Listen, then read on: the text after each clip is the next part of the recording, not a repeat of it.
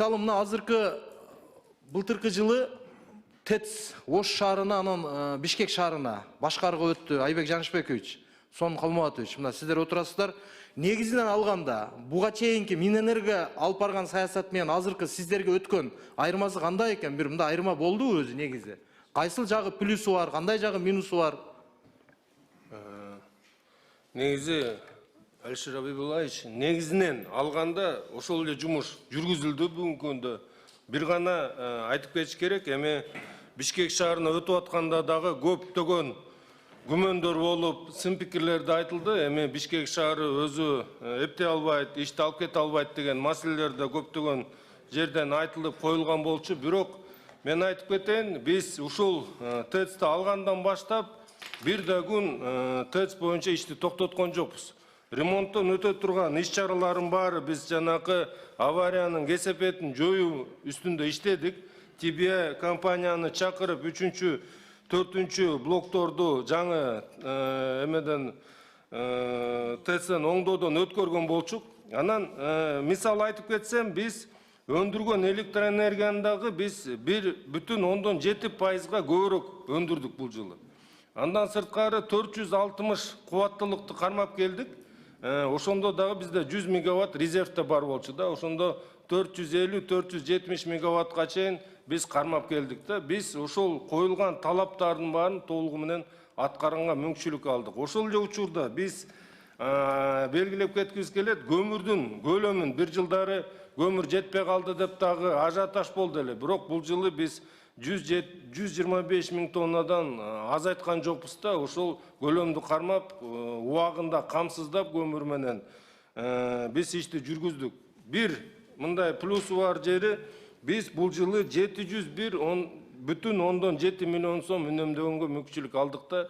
Ал жерде биз мынакей 3-чү, 4-чү блокто көбүнчө биздин агулак жергиликтүү өндүрүшкө көмүрдү колдонуп атып, биз кубаттуулукту да сактадык. Анан газды да аз колдонуп, мазутту да аз колдондук да бул жылы. Ошо менен биз жана 701,7 миллион сом үнөмдөгөнгө мүмкүнчүлүк алдык. Негизинен биз ошол алып барган иштин алкагында бир дагы авария кылбай, ишти кылбай, мына ТЭЦти иштетип, мына ОЗПден чыкканга мүмкүнчүлүк алдык. Рахмат, Айбек Жанышбекович. Мындай да, азыр мына АТРдин алкагында бир топ конуштар кошулду да сиздерге. Ошого азыр эми ошол конуштарды толук кандуу камсыздаганга ЖЭПтин, ТЭЦтин күчү жетеби? ТЭЦтен сырткары Бишкек шаарынын өзүнүн теплоэнергия деген ишкананын алкагында отканалар бар да. Бизде 104 откананы бар, баш аягы 114 откананы тейлейбиз.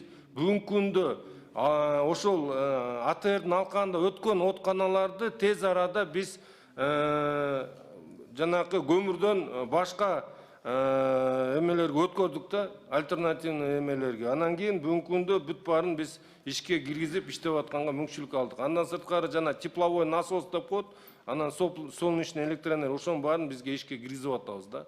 Биз ТЭЦтен сырткары бизде өз үстүндө отканалар бар, аларды иштетип кубаттуулукту биз көтөрүп жана камсызданга мүмкүнчүлүк бар. Рахмат. Ошто кандай абал? Алишер Абибуллаевич, негизинен сиз белгилегендей бул башкаруу эффективдүүрөөк болот. Биз азыр ошол Кудайга шүкүр кышкы сезондон жакшы чыктык. Эч кандай бир күн дагы авариялык көчүү болгон жок. Эконом менен чыктык. Мындан сырткары биз азыр мына Бишкек шаарына Айбек Жанышбекович чоң бир кытайлар менен келишим түзүп мусор полигонго чоң завод куруп атат. Ошол компания менен биз Ош шаарында дагы ТЭЦтин ордуна ошонун курулушуна $90 миллион инвестиция. Кудай буйруса биз мусорду толук күйгүзүп, Ош шаарында күнүнө 500 тонна мусор чыгат. Кошумча көмүр кошуп туруп, ошол кышында отопление бере турган мүмкүнчүлүк болуп атат. 50 мегаватт электр энергия өндүрө турган чоң завод чыгат да. Ошондо биз ТЭЦти Кудай буйруса 2028 жылы билесиз, субсидия бөлүнбөйт 2028 жылдан баштап. Ошондо биз азыр эртерээк бөлүнгөн жакшы болду. Биз азыртан даярдап, өзүнүн эффектив жактарын карап кетебиз. Рахмат. Ошондо жанагы буйруса ушул проектиңиздер толук кандуу ишке ашып кала турган болсо, жаңы кошулган баягы Кара Суу районунан өткөн айыл өкмөттөр толук кандуу жылуулук менен камсыз болот да, Билесиз, Ош шаарында азыр өзүңүз билесиз, жылына 30-40 миң көп кабат үйлөр чыгып атат. Азыр бир ошолорду эске алып туруп, Ош Сити сыяктуу чоң долбоорлор болсо, ошого жараша моштосун көтөрүп атабыз жаңы заводдун. Рахмат.